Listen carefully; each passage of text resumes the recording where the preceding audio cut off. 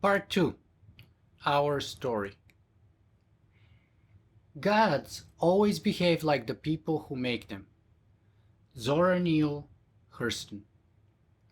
Before we have a story, any story, we must first have a storyteller.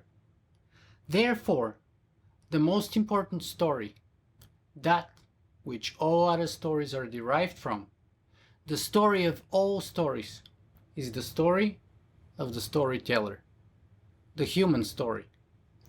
The human story has been written and rewritten several times already. The last time was somewhere between the Enlightenment and the Industrial Revolution, when we dethroned God as the central authority in the universe and took his place instead. Since then, our story has spread the myth of the supremacy and centrality of the human being, of how we are the pinnacle of evolution, the supreme intelligence, and the masters of nature.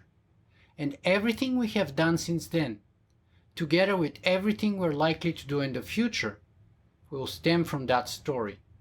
The story of who we are, what's our proper place in the universe, what we are here for, and where we are going. It is therefore this story that is the cornerstone of our stunning progress and fantastic accomplishments.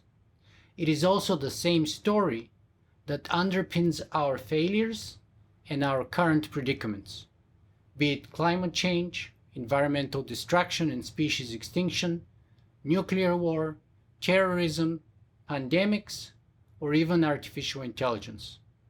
For it is this story that gave us Auschwitz and took us to the moon, Mars, and beyond. And it is this story that will likely determine if we are going to go extinct like the dinosaurs, or if and how we might populate the universe. Our modern challenges are not only new, but also self-created.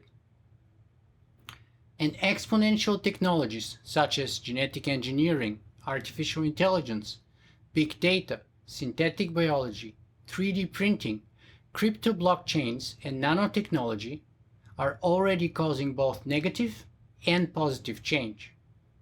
But new kinds of challenges require new kinds of thinking, and self-created problems require first acknowledging and then learning from past mistakes.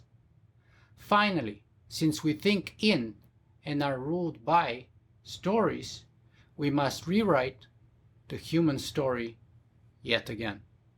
Because our current story is facing many new challenges, and recent events have shown it is starting to fall apart. But before we can write a new story, we must understand how the current story came to be, what are its main elements, and what has been its impact. Only then can we hope to write a better story.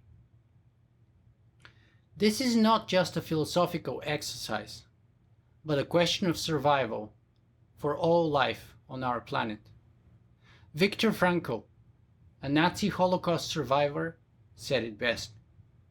Since Auschwitz, we know what man is capable of, and since Hiroshima, we know what is at stake.